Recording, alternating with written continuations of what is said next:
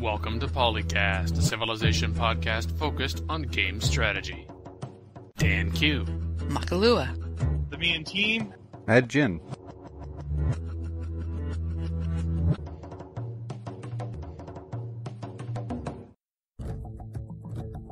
A composite show, archive segments from previous episodes that got cut due to time.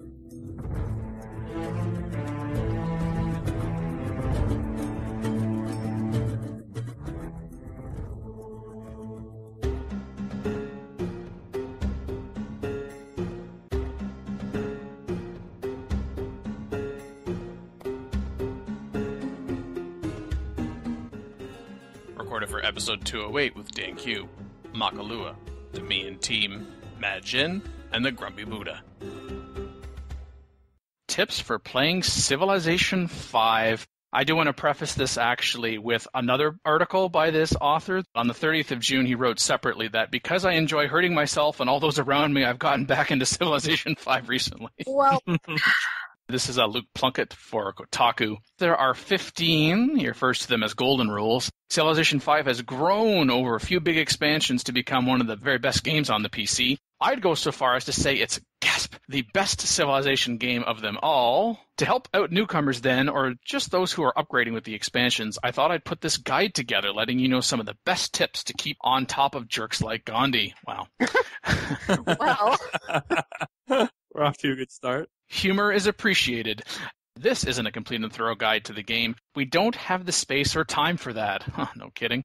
Start small and easy. While it can be tempting to start your first games on a large map, you're better off starting on small or even tiny. The advantage of these sizes is that they not only cut down on the amount of grinding you need to do in terms of expanding and building, but they can also be more interesting games, especially if you cram 6 to 8 civs into them. Ditto for difficulty. Start at the bottom and work your way up. There are enough changes to the fundamental civ formula with this game that even veterans need to dial it down a bit when learning the ropes. I don't know about that, but I think if you're a civ veteran, you can probably get by on a middling difficulty. If you're like... Yeah, you don't have to go all the way back down to Chieftain if you've been playing civ before, but new players probably at least start at Warlord or something. Don't start at the simple easiest because you might get into bad habits. Yeah, start at Prince, and if you lose, then go down a little. Yeah. Small maps have a few benefits. Certainly, there's just less ahead planning, I guess, to some degree. But also, if you don't have like a high-end machine, the game will run a bit smoother on the smaller maps. And you don't have to deal with so many AIs all at once. Well, yeah, that's part of it. That's a big part of it. Yeah, if you don't cram the map. Yeah.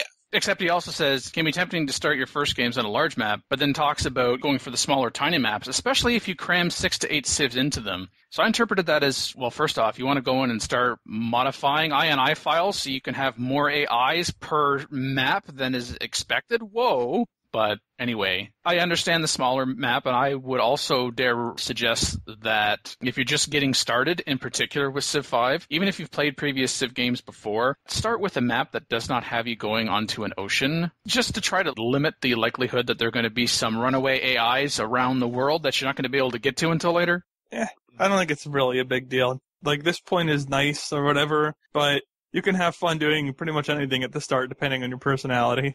And if you fail, well, adjust. Pretty much. Well, if you don't fail often enough, then you're probably playing on too easy difficulty level. Yeah. Yes. Expand.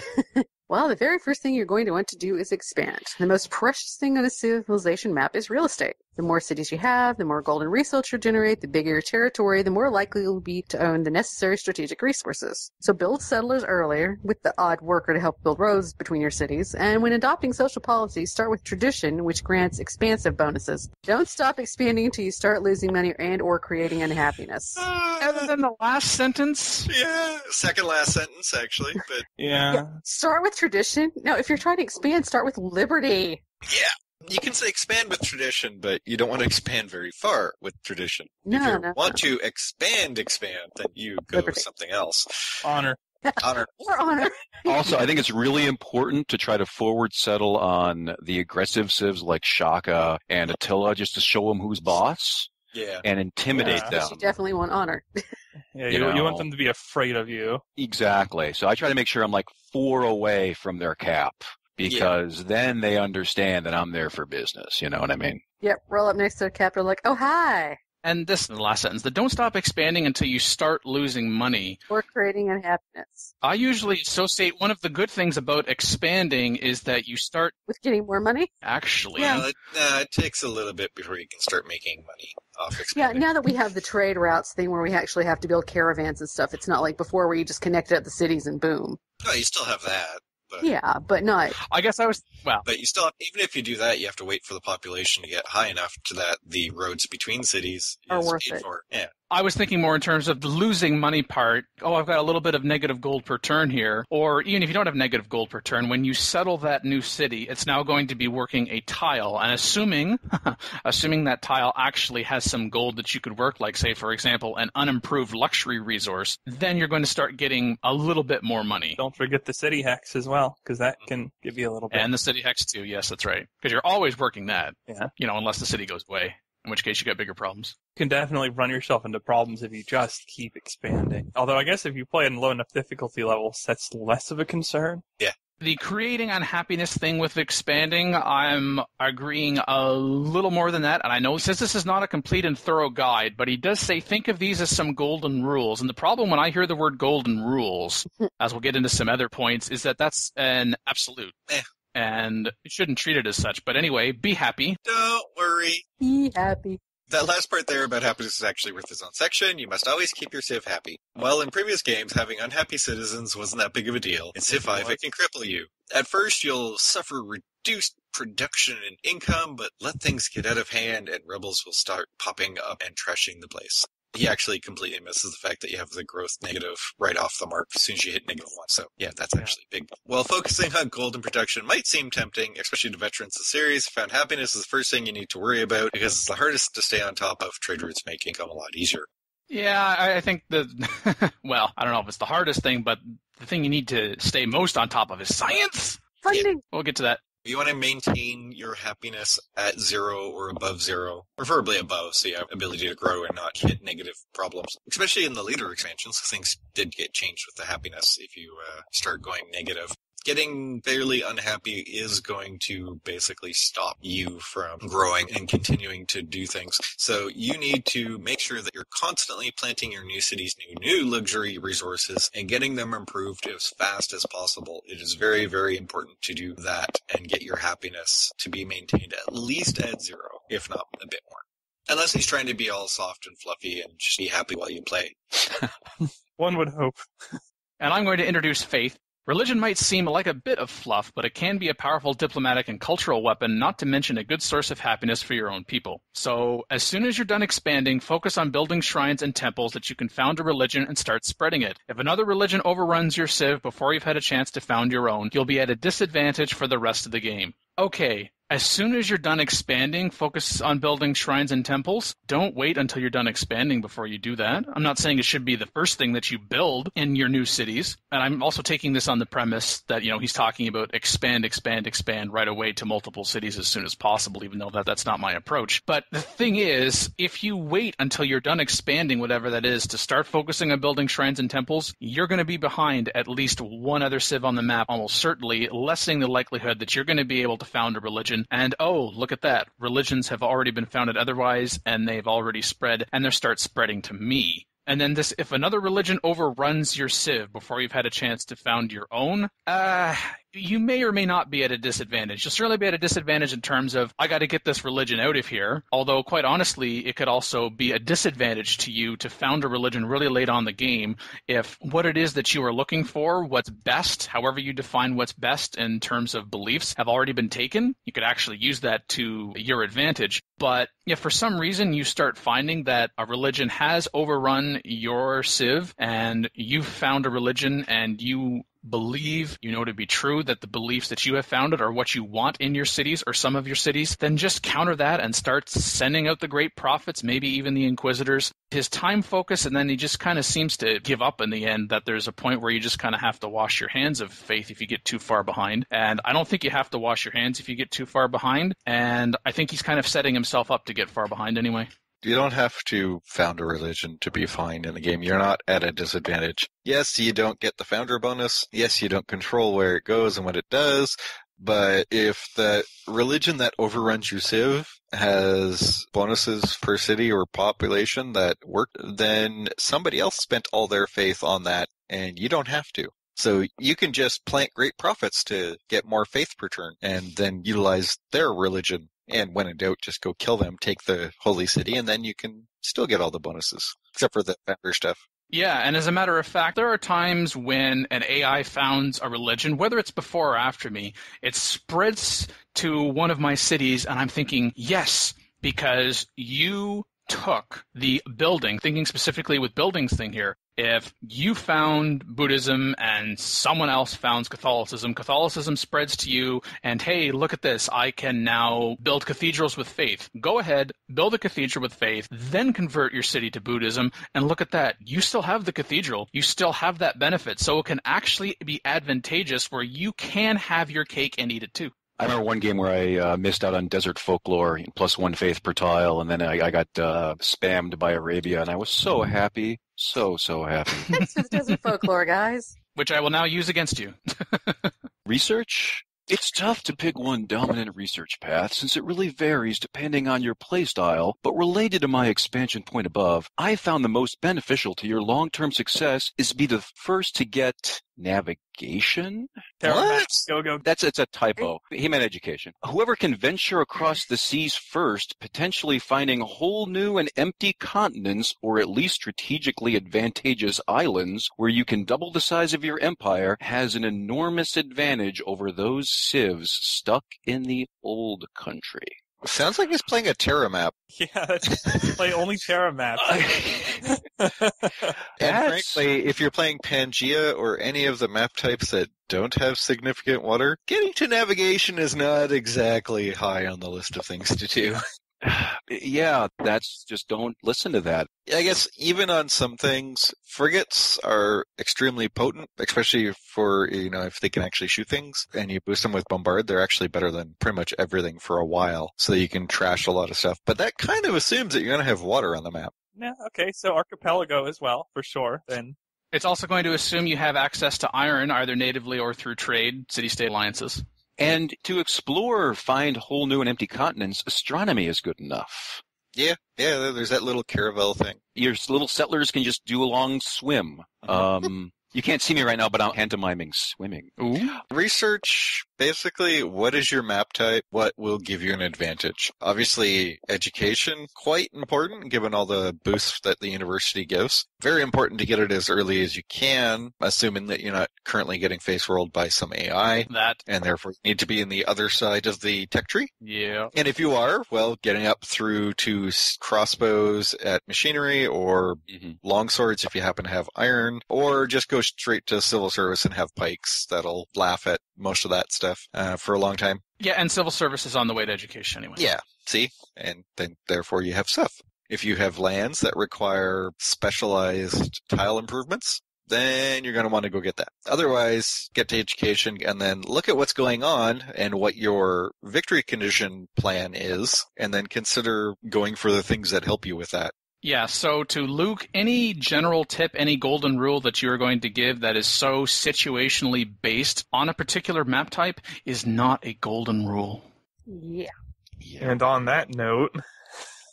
Finish what you started! Finish what you started.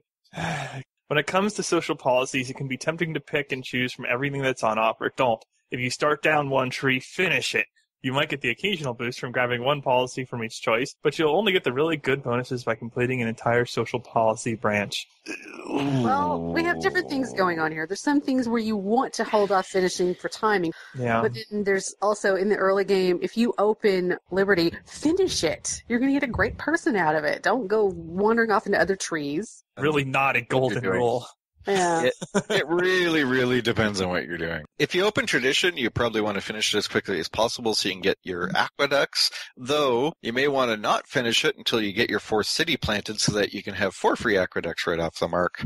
But if you go Liberty opening or Honor opening, you don't have to finish them right off the mark. You can mix and match. Yeah, and if you got a policy to dump into patronage or aesthetics or commerce, and then rationalism opens up as a possibility, you don't want to finish patronage before you open rationalism. Once you start hitting the mid-game to late game, yeah, you sort of just want to pick the things that will give you the boosts. And since all policy trees have a wonder associated to them, if you open exploration because you're going culture, you don't have to finish it. You can, and you get a bonus from it, but you want to do is open it so you can build the wonder. Yeah.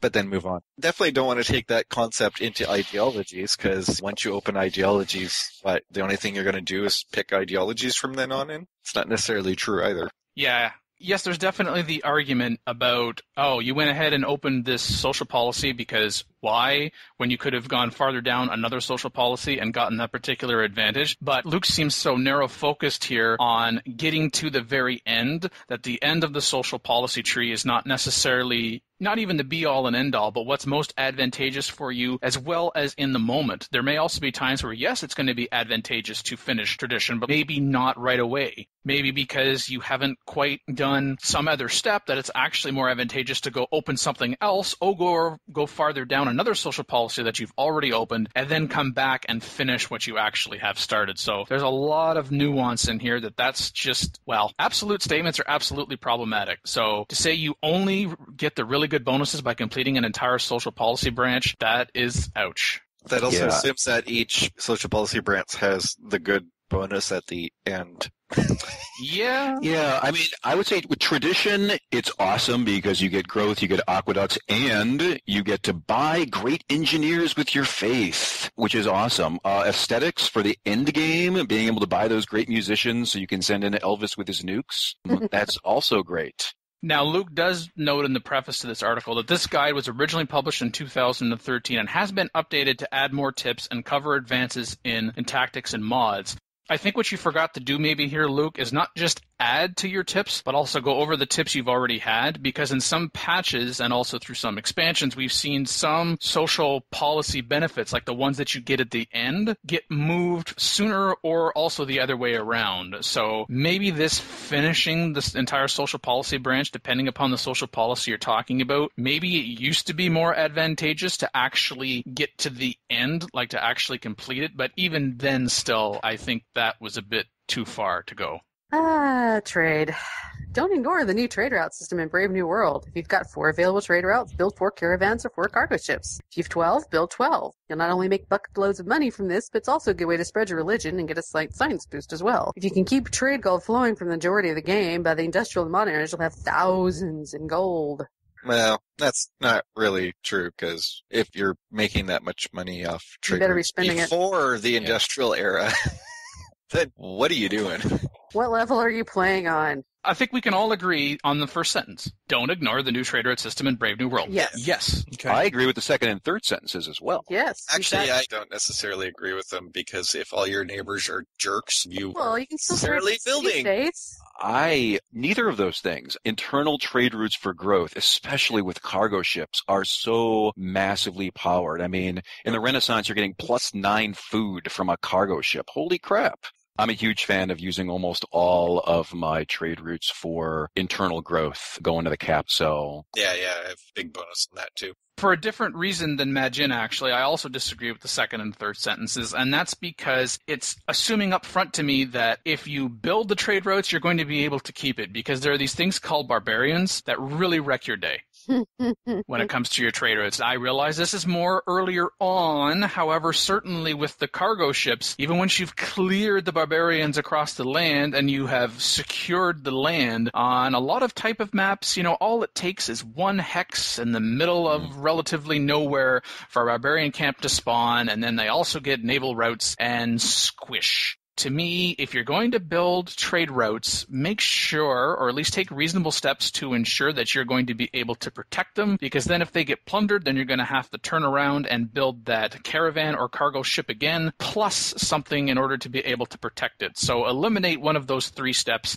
have protection, build trade routes, and keep trade routes, and not have to do the trade routes again. Yeah, and, frankly, if you're building a trade route, yes, for the most part, you should prioritize building trade routes fairly quickly. once you have them open, but also you have to keep in mind what else you need to build at the time, because they do take away time to build for your production. So there could be something better, like universities, that you would want to build instead of that caravan. I will say that one thing that Luke doesn't even touch upon here as a golden rule, and you kind of touched on it already, Kyle, was internal versus external trade routes. Especially in higher difficulty levels, because of the way that the code is written, a trade route to an AI deity will net you a lot of science. And therefore, you toss out a couple of those, and all of a sudden, your science pace is such that you're hitting those new happiness buildings and other such related tech earlier than you were before. Immortal, too, because that helps lessen the derp bonuses that we're now giving the AI at those higher difficulty levels. Helps try to keep you on par with that. It also keeps them from hating you, because if you have trade routes and they're sending you trade routes, they're less likely to declare war early. Because most of them, anyway. Well, some. Yeah. Probably about 2, maybe.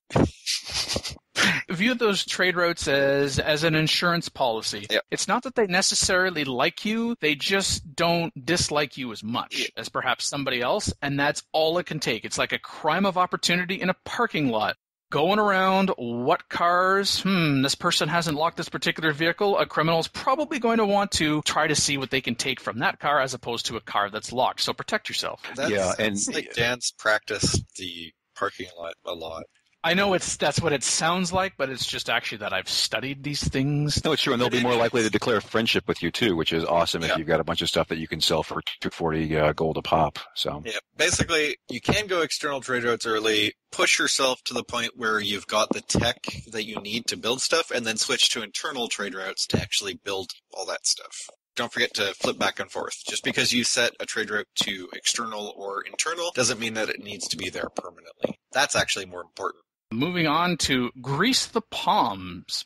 Previously, city-states were something to be tolerated or even ignored. No longer, now that they count as voters in the World Congress, the player can ally themselves to the most city-states has a massive advantage. Yes, that was actually true before, too. Whether they're actively pursuing a diplomatic victory or just want to screw other players over. Yeah, you always did that. The easiest way to do this is ignore their requests and simply stockpile your trade coal. By the time the World Congress starts getting important later in the game, you can just buy their votes.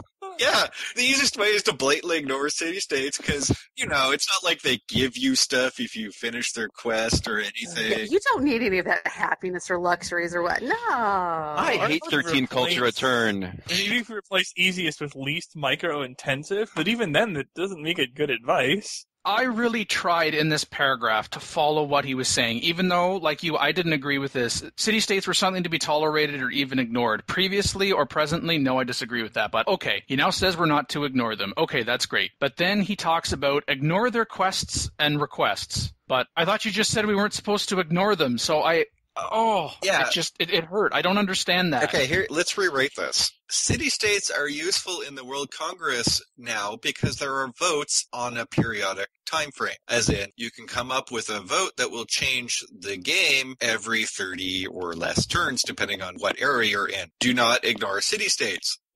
People who have better votes will get their individual proposals through. So, do not ignore them. Do the requests. Spend money on them. That way, you can do things like get your religion in as the world religion and get boosts. You also get diplomatic votes. The concept of just waiting till the end and buying all the city-states, yes, you can do it, but it's going to hurt you in the end because there are things and steps along the way that will give you an easier time to actually win the game by diplomacy. And even if you're not going diplomacy, you still want to grease the palms and get all the city-states before the end of the game to be your allies to vote for you so that you can pass other such resolutions. Yeah.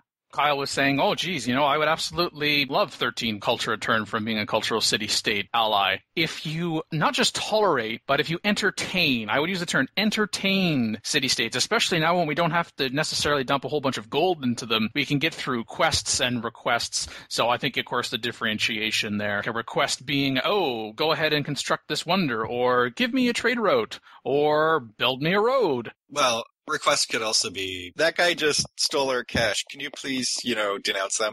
Yeah, please. The most cultural output or the most faith generation of any particular civilization over X number of turns, and then we will reward you with influence. If you want to better position yourself to be a city-state ally and multiple city-state allies, if you cultivate those relationships before, not only is that going to be exponential towards having their votes in the World Congress, but you get all these other benefits before, depending upon the type of city-state. It could be happiness from mercantile, food from maritime, etc. So then you better position yourself to actually live to see the World Congress. I suppose I'm generalizing here a little bit, but again, these are general golden rules. Yeah, there's definitely a disconnect in that paragraph, even if we can agree with what has been said at the outset, and we can't even get there.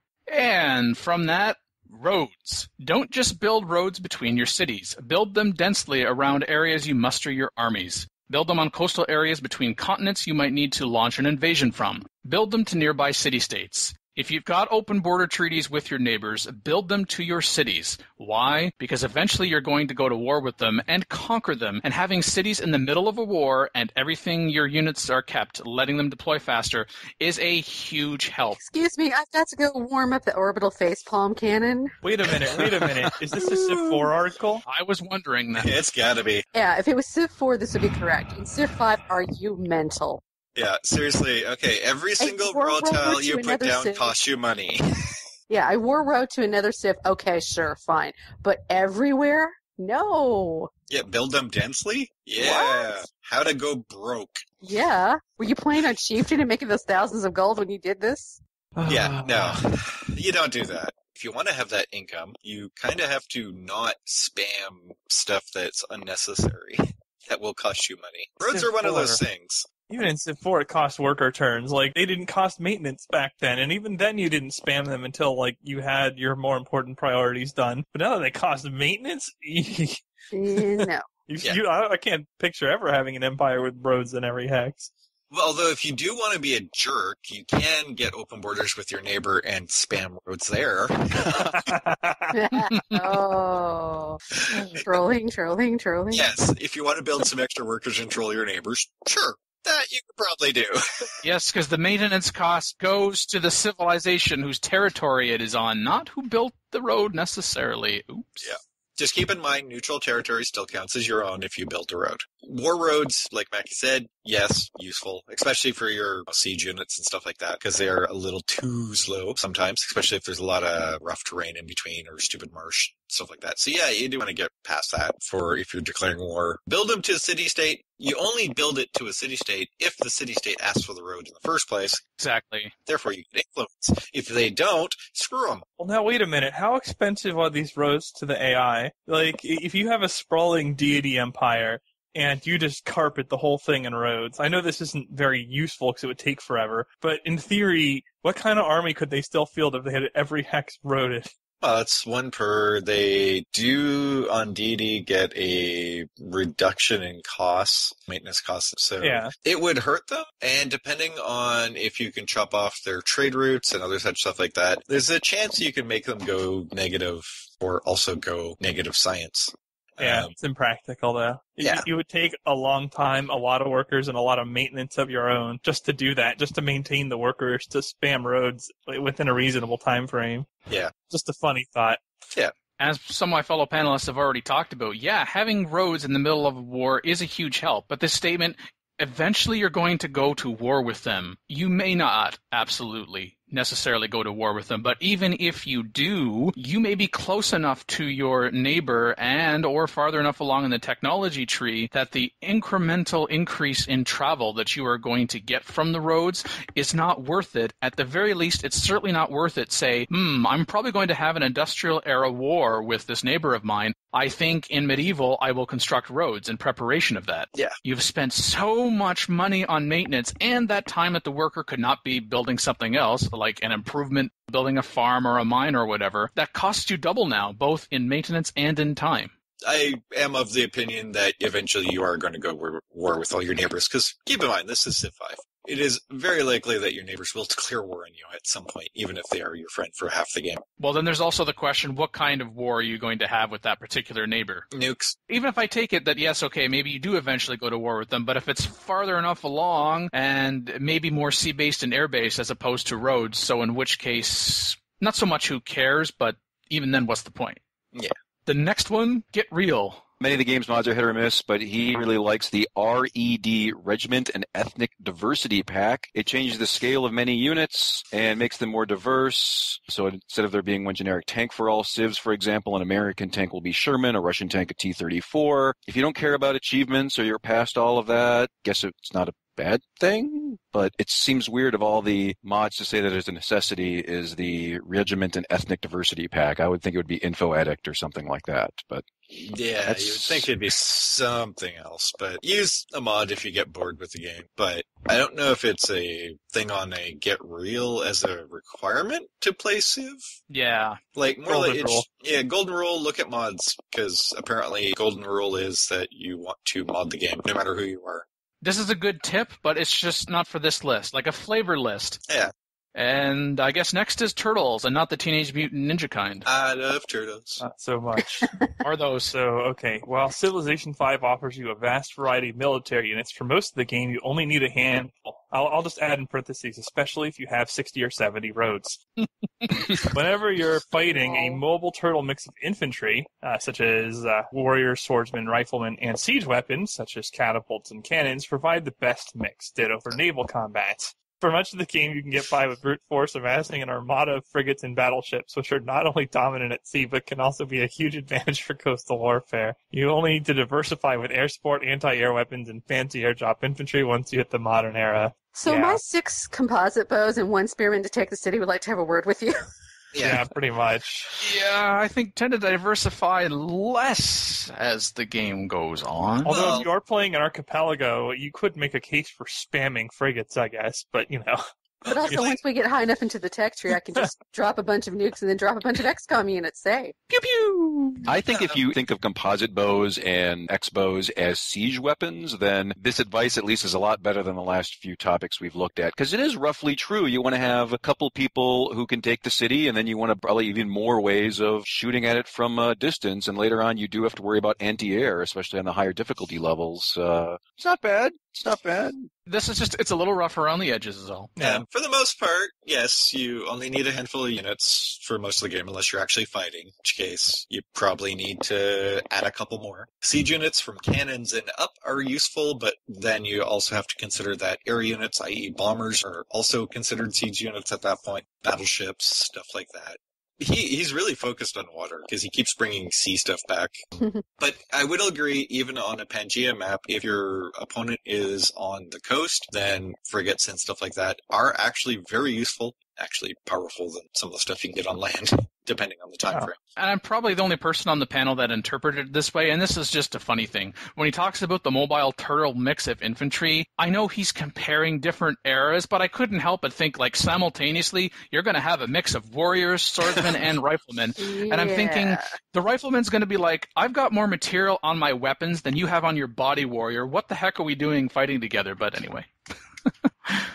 He's got the healing promotion. No.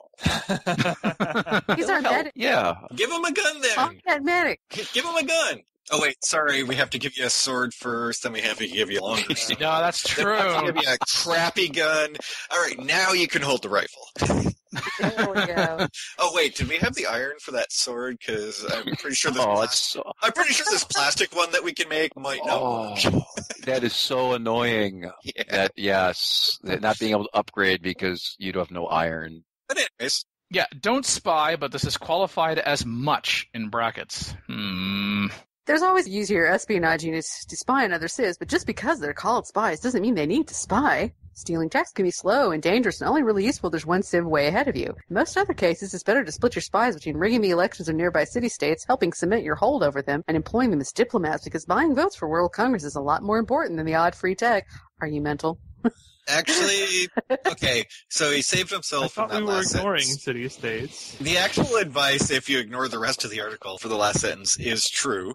Sometimes it just does take way too long to actually steal a tech, and so you might as well rig the election of a city-state or coup it. And employing them as diplomats is only useful at the point in time where diplomats are necessary, but yes, buying votes for World Congress is a lot more important than not, although it's not more important than the odd free tech, but if it's going to take you that 1,036 turns to steal the tech because the game decided to bork up the calculation, you might as well go buy their votes to get something else. So yes, you don't just use your spies for stealing techs, although being dangerous, who cares, because you just get a new one anyways, and then you can send them back to do the same thing. But you do want to steal techs where you can. Yeah, where you can. There are going to be those situations where there isn't anything left for you to steal, but even if you have him there as a spy before you get to globalization and he can be a diplomat, he's still giving you visibility on a city. And letting you know if they're building things or building up an army. And Exactly. Yes, there are other things to do with spies other than stealing tech. And then there's be cool, man. Cool, man, be cool. There's always the temptation to be a conqueror, constantly invading your neighbors. It's understandable because it's fun. But if you're playing on a bigger map with lots of civs, it's just not worth it. You'll develop a reputation as a bit of a monster, and that's not a reputation you want to have when the modern eras roll around and you need to regularly count on the other civs' votes. No, do not be cool. Conquer it all. You only want to be cool if you're not going for domination and you care a lot about the votes. If you're not going diplomatic, then the votes only matter insofar that, you got to keep a couple AIs happy, or you just need to get all the city-states. You can have all the AIs on the map hate you and still diplo. You can win other ways and have the AI hate you. Yeah, other ways to win Diplo. Can we talk about the whole city-state thing again? Yeah. Otherwise, if you do have everybody on the map hating you, then there's less trade possibilities. There's more chance that you're fighting them all constantly. And while you're wanting to build a military to take on a couple AIs, you probably don't want to build a military to take on all of the AIs, because that will hurt you long term. At once in particular. Yeah.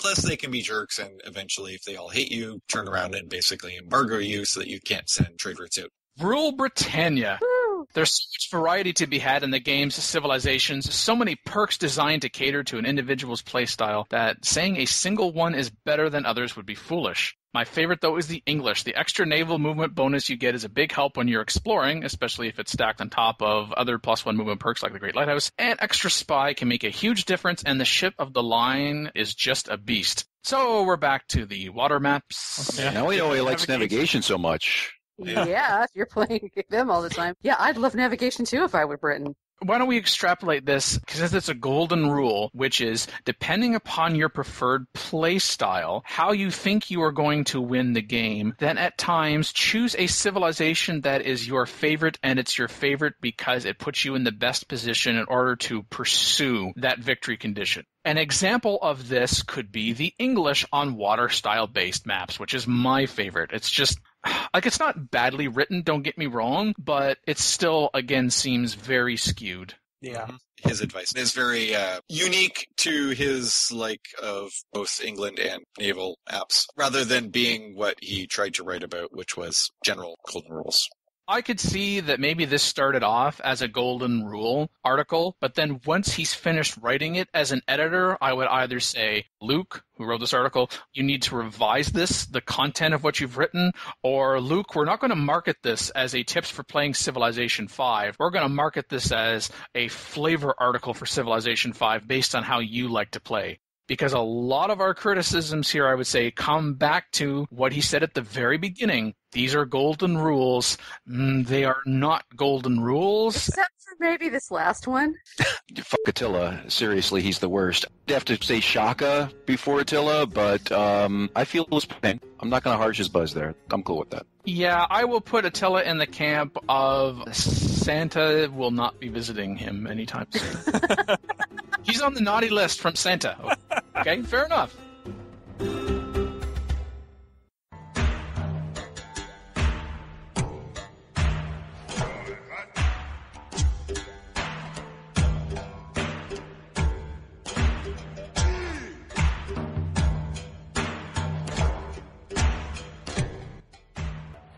Recorded for episode 210 with Dan Q, the Me and Team, Matt Jin, Darkest Onion, and Eeg. Still in Civilization 5, John Yoga is his username, although he does sign his opening post as Mark. He says, what brave new world, so this is the second expansion pack for Civilization 5, quirks, exploits, loopholes, and IMBAs, those are imbalances, did I miss, or are patched out and no longer work? just on these terms, on the show in the past, we've often talked about balance, and we often talk about exploits. We don't so much hear the term quirk or loopholes, especially quirk, actually, when it comes to gameplay. And so for my scale, in terms of things that I read, and then if I agree with you, it's an issue. If it's an exploit, that's at the top of my list of should not be. Then loopholes and imbalances you can kind of flip because there are different degrees of imbalances and loopholes. And then the quirks thing is just kind of like whatever. If I agree that something is a quirk, I probably don't have a particularly strong opinion one way or another about it. He listed 9, and there were some other ones that came up in the thread. Focus on these 9 as well as 9 that came up later in the thread by Tetley. His first one, and again, this is John Yoga. Maritime city-states. With an alliance, you get +3 food in your capital and +1 food for every other city you have. This can be a bit unfair if you have a wide civilization. Yes, other players, including the AI, have the advantage of using this with the maritime city-states too, but this is not my point. It seems like an imbalanced function. I don't think that's imbalanced at all. That's called strategy? I don't have a problem with that one myself. I just watch out for what I call the ethical thin ice when looking at an exploit, like he talks about in the thread. Ethical thin ice. Yeah, I mean, is anyone on the panel, this is a bad thing? That's something we need to do something about? What? Exactly. What? Food? More food? I don't have a problem. Number 2, click on the honor social policy, have an archer outside of each barb encampment, kill the barbs that spawn for culture bonus, but don't knock off the encampment. You also gain experience, which can make your archers fairly powerful early in the game if you do this a bit much. As John C. Nunn points out, you max out on the XP. Yep. There's also the fact, and I know we've talked about this on the show before, if that's what you're using your archer for, does your archer really not have something better it could be doing? No, in this case, the opener of Honor SP is actually useful for something? That is true. Well, Must be nerfed down. Can't have it. Can't have Honor actually be worth taking? well, for me, this is right on the line because, like, if you're just doing it for the XP, that's fine. But to me, it doesn't become an exploit until you turn on Raging Barbarians and then go do it. No, this Oh, is come not an on. exploit or anything. This is actually purposely built into the game. Honor opener gives you culture from killing barbs. If you choose to leave the barb camp there and just sit there and farm them, you actually made Honor worth taking. This is a quirk. Except, did you really? Yeah, I mean, Yeah. it's I not mean, you that get big a other deal. social policies. Well, now it depends. When are you clicking on the honor social policy to open this up and start doing it? Yeah. If it's mid to late game, no. Well, But early on in the game, for that snowball effect, for all that culture you can accumulate and then start rushing through some social policies early on, heck to the yeah. yeah, Or I if you're guess playing so. the I Aztecs. guess because you don't have to continue down honor very much or at all necessarily. So if you got Raging Barbs on, yeah, go for it. Well, it just smacks of that kind of setting the game up to win before you start. That's why I kind of get on that kind of divide line for me. Yeah, but It's- that's like single player strats anyway. Like Yeah. in multiplayer, someone could just come and kill your unit. It's not that big That's of Or a true. deal. just take out the barb camp like has happened on Turncast, where Yeah. rage has therefore ensued. You took out my barb camp, I was farming that. Or they could just take you out. I mean, there's lots of options. Right. And then the Good next trade. question is it worth farming barb camps? Is that a design thing? It's a diminishing returns. Well, actually, the volume of culture you get from the barbs goes up over time. It's based on combat strength of the barb units, and with barbs being able to kick out muskets at some point, that does get more. There is that, but there's also the diminishing returns on the fact there's fewer and fewer places for barbs to be found. Yeah, but That's if you've protected all the barb camps you found and keep AIs from just wandering their scout through to the barb camp anyways, because they will. Number 3, when at war, pillage a tile. Fix it with your worker for gold, then pillage the tile, then fix it with your worker for gold. Rinse and repeat. Jeez. I read somewhere that you can pillage your own resources and repair them for the same gold loop. No, but I don't think this is possible. I haven't tried this either. First, let's move some words over. So the for gold, move that to after pillage a tile for gold. Yes. Fix it with your worker. Pillage the tile for gold. The way it reads is like you just paid to improve the tile. That's true. Yes, yes. This is a loophole. Yes, you shouldn't be able to improve tiles in foreign territory when you're at war. Well, I mean, I've used it in single player to bring a combat engineer to cheese it up and multi-pillage while I'm attacking, so I can make bad decisions when attacking cities. Eh. It's not optimal. I mean, I just do it because the whole seem like meh. it's strong enough to merit like exploit treatment. You have to bring a worker over there or like steal one to do it anyway. That's not hard. They're all over the place. What are And the there are civs and or units that give extra gold from pillaging. That's true. And if you go Liberty with the pyramids and blah, blah, blah, stack up your worker speed, especially on quick speed, you can fix that improvement in a single turn. And if you have a unit that can pillage without wasting their movement, then you can pillage, improve, pillage. You're talking about a lot of setup for this, though. That's not hard when you're getting a lot of money. Like, if you actually have units that can give you multiple of the income, then yes, you can sit there on space far enough away from a city to not be attacked so that you're just basically pillaging that third or fourth ring improvement constantly. Yeah, to me, what keeps this from becoming an exploit is not so much the fact that you can have lots of units in the vicinity to be able to take advantage of this situation, but just the situation itself. You're not always going to find a situation where you can do this, or there's always not going to be a situation where it's going to be optimal to do this as opposed to, I don't know, keep on moving the units and take out the actual city and get gold that way and territory. Also, I mean, if you're playing the optimal rush up to artillery kind of domination victory, you really shouldn't be worrying about pillaging enough to bring a worker, is what I'm saying. Or at the very least, wait until you take a city which maybe has a worker in it already. Right, exactly. And then you're like, oh, okay, well, you're already here. You might as well fix an improvement you might have very well built when you belong to that other civ. Yeah, I tend to do it when I already have a worker from a city I've taken, rather than sending somebody, the hard way across the map with the units. Number 4 is kind of one of those used to be an issue, but not anymore. Not that I would know anything about this one. Sell everything to a civ, gain gold, etc. Then go to war with the civ and get it all back. Oh my god.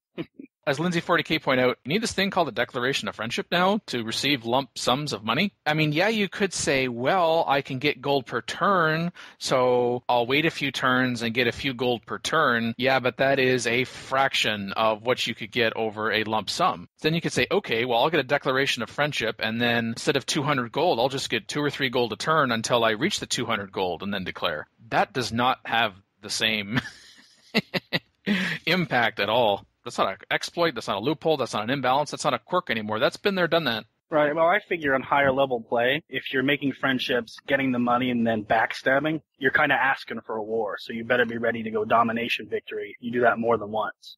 Yeah, that and or combination of you better hope who you're pissing off is very far away from you right now to be able to do something, and hope you've got maybe some city-states that you can trade with now because everyone else is at war with you and you can protect those trade routes, etc., etc. Yeah, that's much more diminishing returns now, speaking of. Number 5, buy off city-states for their alliances right before the United Nations meet to win Diplo victory.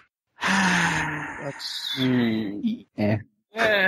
Imbalance, but I wouldn't say that's an exploit. It's a design flaw? I mean, I guess a slightly different problem. Yeah. I guess I'd say I wish you couldn't do it, but I do it. So instead of doing that, just bully city-states now. I'm good.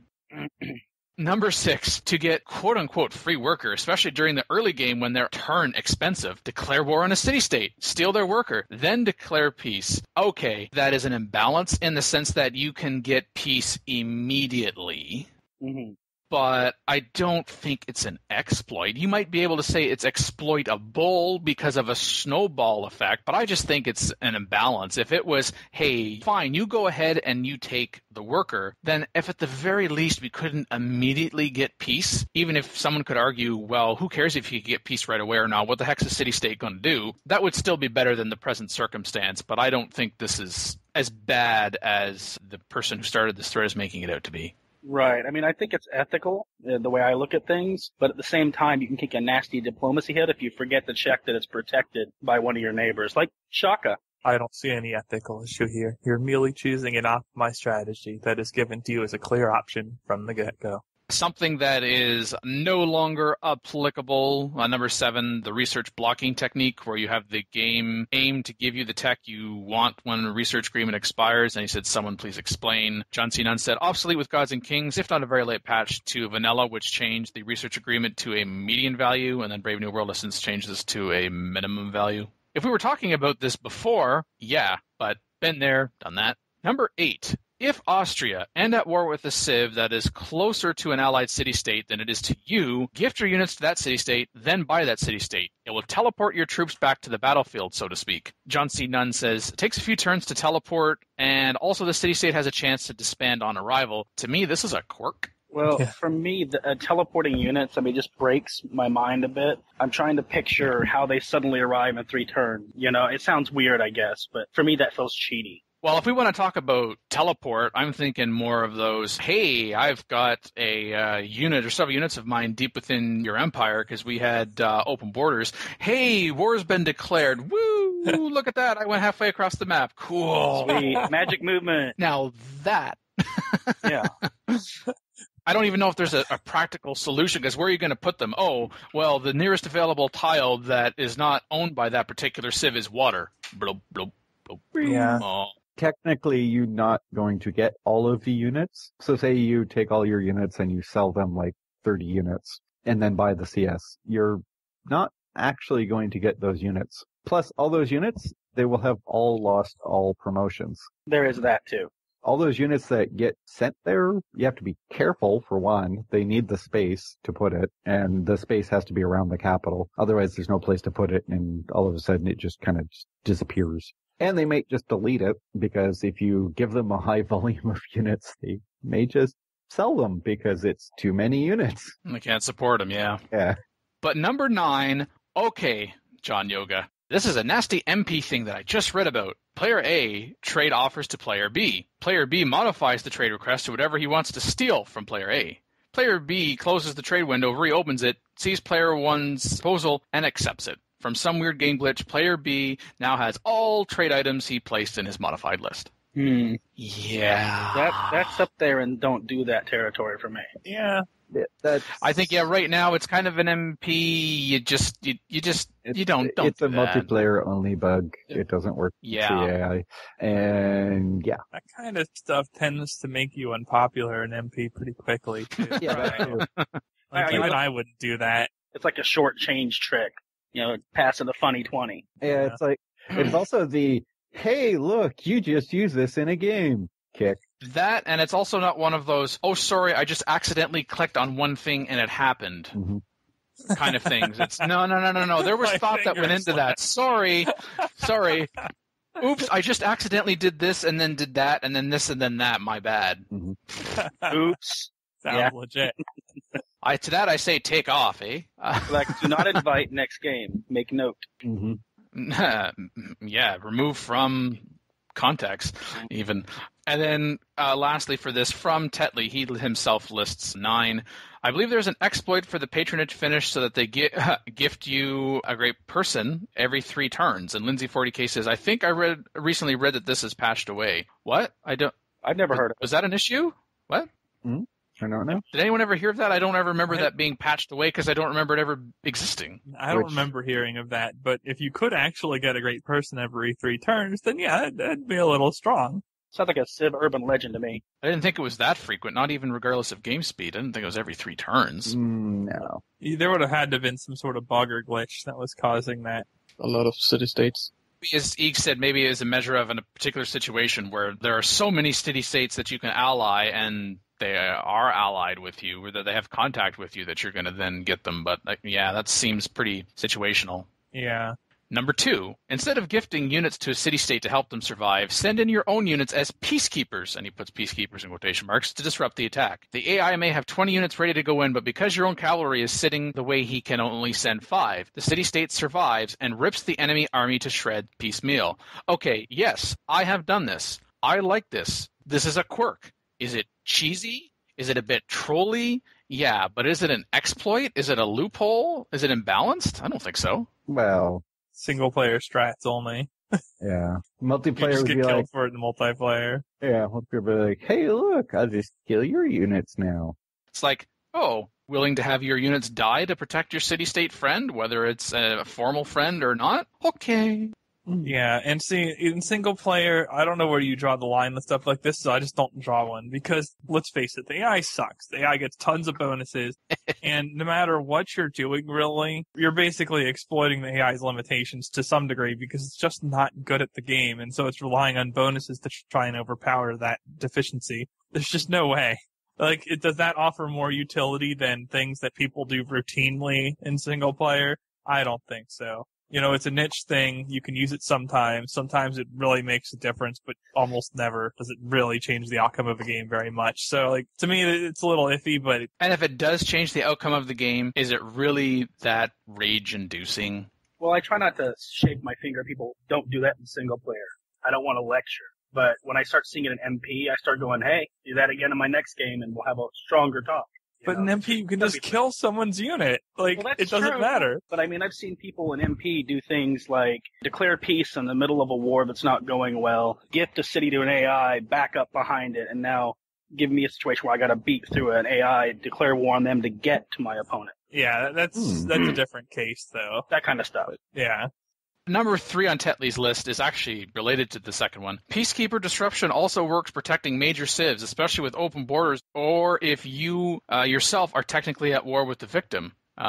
Yes. What's you can get in the way. You can get in the way. Isn't that kind of, if I protect my friend, then kind of like my friend is between myself and this other guy. I'd rather not have the other guy on my borders, so let's stop them before they get to that point, as an example. Yeah. Is that a quirk? I don't think that's a quirk, but okay, let's call it a quirk. That's the best I'd give it. Besides, you do have some alternative uses for those units that are at least sometimes better.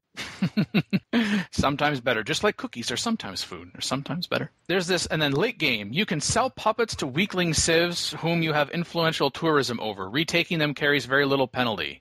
Another borderline for me. Okay, so... Well, I'll explain a bit. Quirk? I would say almost a quirk. I think I'll go with you there. But it just seems like you're setting up again. Repeating the same city, take. Seems kind of immersion breaking, I guess is what I'm really saying. Number 8. After you complete a build a road city-state quest, undo the road and the quest might come back. Okay, I've never seen this. I've never tried this. I laughed. This was the one that I read and I laughed. And I thought, especially the end might come back. If it always came back, okay, I could maybe see an argument for an imbalance because then, hey, let's restore it, and I'm just going to get instant more influence with the city-state. But come on, that's another quirk at most. Your manpower reserves need to recover. Yep. Your manpower reserves have recovered. Your manpower. Yeah. The problem is, I'm reasonably sure that the road quest doesn't even show up much anymore. It's really rare from what I've seen, too. Plus, the city-state is a dick about actually building the road inside its own borders, so have fun even getting there first. You pay for the road to nowhere, basically. So I'm not really against pillaging that road once the quest is over, because otherwise you're paying for a road to nowhere and you're getting nothing out of it anymore. Right. So the last one here. Okay, I'm going to try to say this without laughing. Maybe people are going to say, Dan, this is awfully mean. That's an awfully mean preface. I try not to be harsh, but road and railroad spam your friends with whom you have open borders with. Yeah, friends. Yeah. Okay. And of course, they're kind of getting to, they must mean when you say road and railroad spam your friends, as in the road and railroad is within their territory, and say, hey, want more maintenance cost? Want more maintenance cost? More maintenance cost? Yeah, your friends. Okay, if this is happening in MP, then whoever you're playing against is, I don't understand what is going on here. But after a while, it's just kind of like, again, okay, you could do that and then say, look at all this maintenance cost I'm putting onto the AI. But then it's, okay, even if you set aside for the fact that you are also paying maintenance on the worker, does your worker not have something better to do? Like, there's a difference between occasionally doing that and spam, because spam to me is just over and over and over and over and over, and that just seems kind of pointless. Well, this is another one I'm kind of iffy on. I mean, if you could cancel open borders treaties like in multiplayer, if someone started doing it, then I'd be a little happier with this tactic. Because otherwise you got to sit there and have it happening while you watch that thing tick down as they keep doing it. Again, this comes down to something with the whole, previous improving stuff. Just don't let workers improve things in neighbors' territory. If it's not inside your territory, or for the case of roads, in neutral territory, you can't build there. That solves both at the same time, and we don't have to worry about it anymore. And I'd even take away city-state road building quests, since the city-state won't always build, like you said a minute ago, the roads towards you. Mostly jerks, so...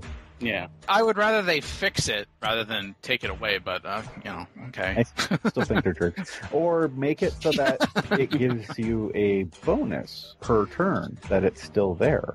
Go with the positive reinforcement. I like that. Yeah, you get plus 0.5 influence per turn if you leave a road there. That could work. Call in today. In North America, the number is 301-637-7659. That's 301-637-POLY. In Europe, 44-121-288-7659. That's 44-121-288-POLY.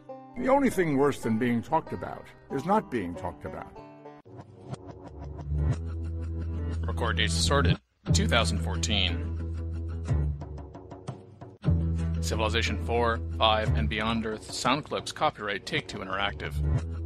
Copyright Civilized Communication at civcom.net.